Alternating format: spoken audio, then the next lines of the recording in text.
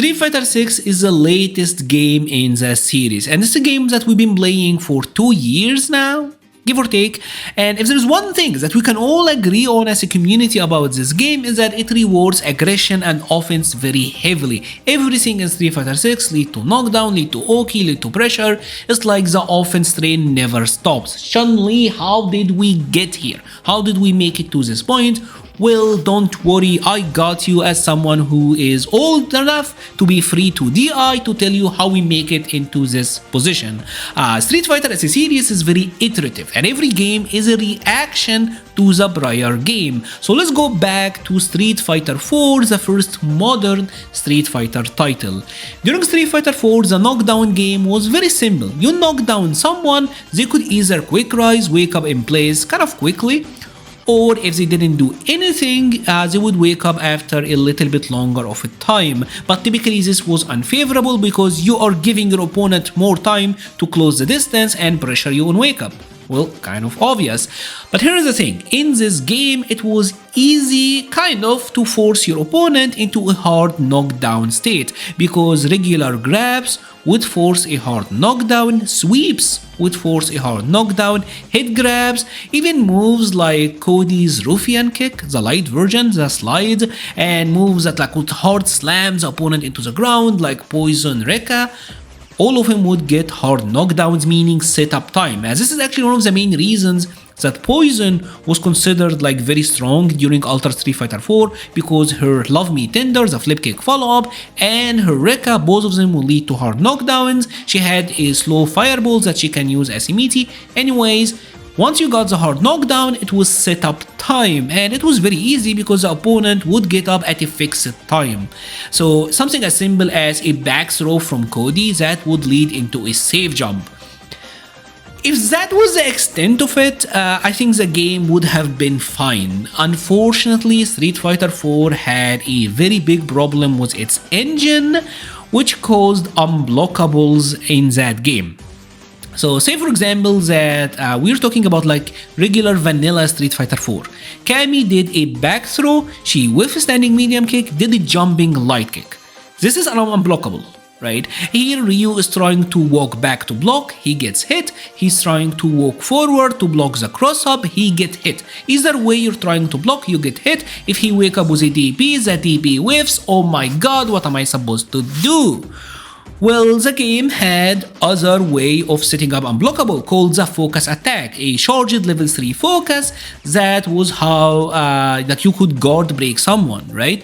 So they thought of it and they made invincible backdashes. Backdashes in general were invincible. So if you wanted to escape that Cammy unblockable, you could just backdash. And unfortunately, many characters and many of the players, many of the setups, it wasn't done there because the Cammy would land first, option select, and punish you. Anyways, unblockables were a huge deal in this game, and that's why Street Fighter 4 for the longest time was a very vortexy game. A character like Ibuki had absurd vortexes where she would combo into her neck breaker, set up a hard knockdown, and now guess baby, and you were kept in that vortex forever. It was really difficult once you got knocked down. And that's why during the final revision of the game, Ultra Street Fighter 4, Capcom added the technical, the delayed wake up. And this is to mess up the automatic setup, so now that safe jump that Cody did, his jumping attack will whiff, and he doesn't really have a setup anymore.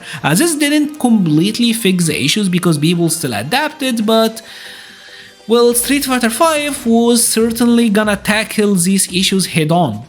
What do you guys think? They're convinced? I hope so. If you like the video but you haven't subscribed yet, please consider subscribing. Over 70% of my viewers aren't, so you get to see more of me and my friends, the EX-Men. And yes, in my canon, Magneto is I recruited him.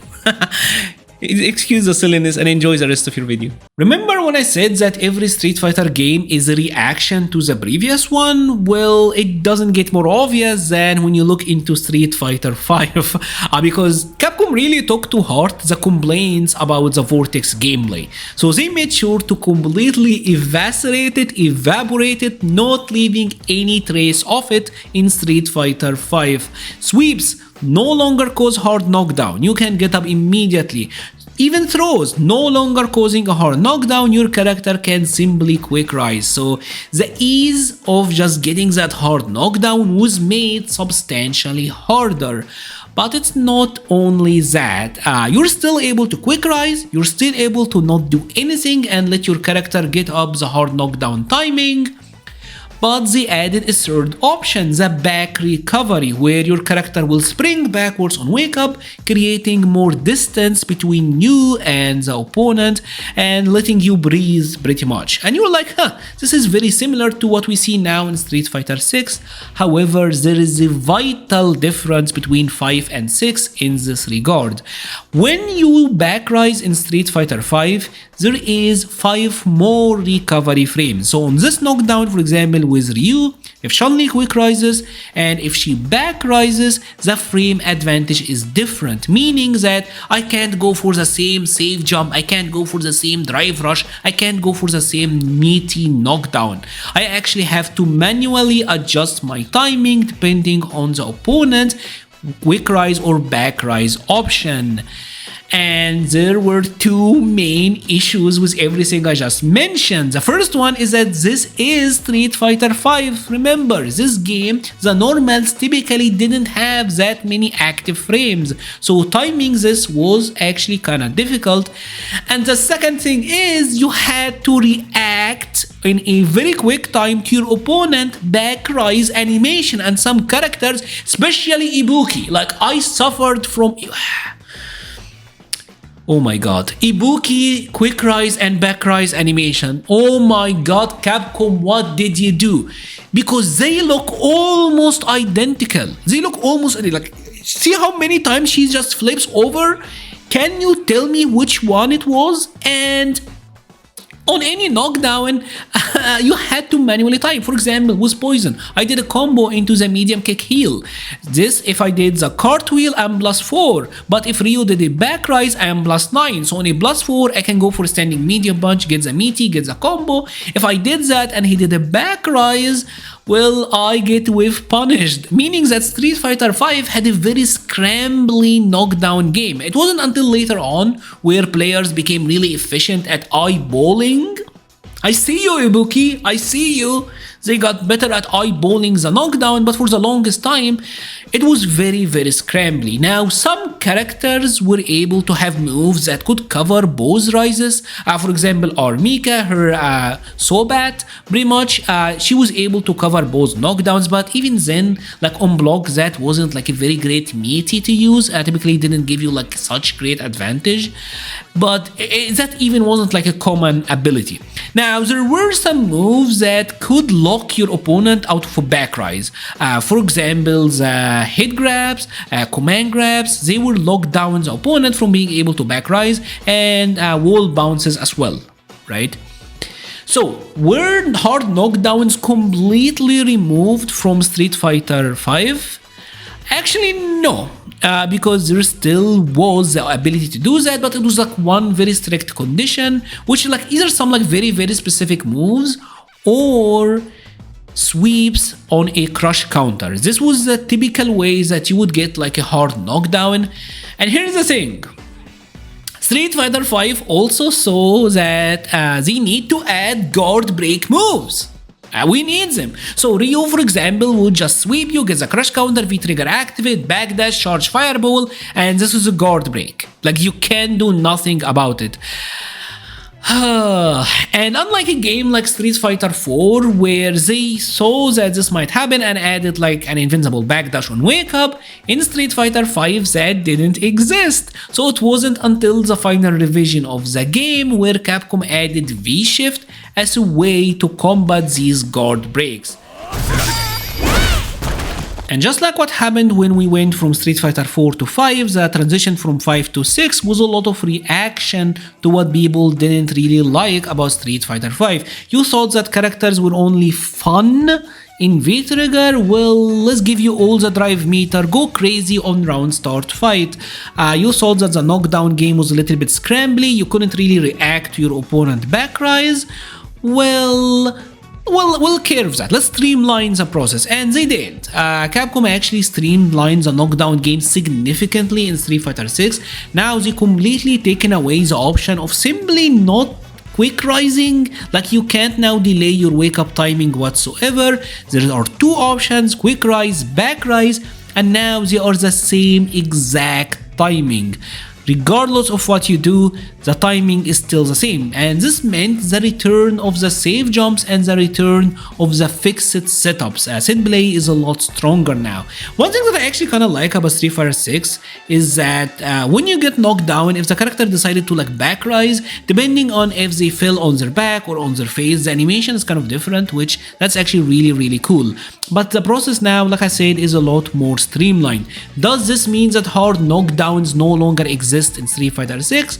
Well, when you sweep someone, the game will say hard knockdown, but this is not accurate. This is not a hard knockdown. It's just that some moves like punish counter grabs, like command grabs, like regular sweeps, this will cause the opponent to be locked out of being able to back rise. This is not a hard knockdown, they're just unable to back rise and create more distance. As far as I know, the only way to get like a true honest to god hard knockdown where they stay longer on the ground is when you punish counter sweep an opponent, right? And even just the sweeps that would lock the opponent from back recovery, if you happen to use them in a juggle state, they will lose that property and the opponent will be able to back rise. And the game in general became extremely different because they knew like safe jumps are gonna be very prominent, and the game now have like perfect parry as an option. So ultimately I do think it's probably like a good thing there isn't like more variable wake up timing on top of that, because probably that would have made the offense very difficult. Like, imagine you have to deal with reversals, drive reversal on wake up, perfect parry, different timing. But the game also added a lot of moves that have a lot of active frames. There is like the Shoto heavy bunch that have like 5 million active frames, so you're almost guaranteed immunity. I don't know, but you can clearly see like Capcom really takes to heart like what people complain about or don't really like about a specific game and try to change that for the sequel. Probably and potentially creating new problems. Like, we fix older problems and create new ones in the process, which is kind of amazing. But also I really love that about Street Fighter. Like, I wouldn't like it to be like a game that is entirely like legacy based and nothing changed. I actually like the changing a lot, and hopefully you do as well.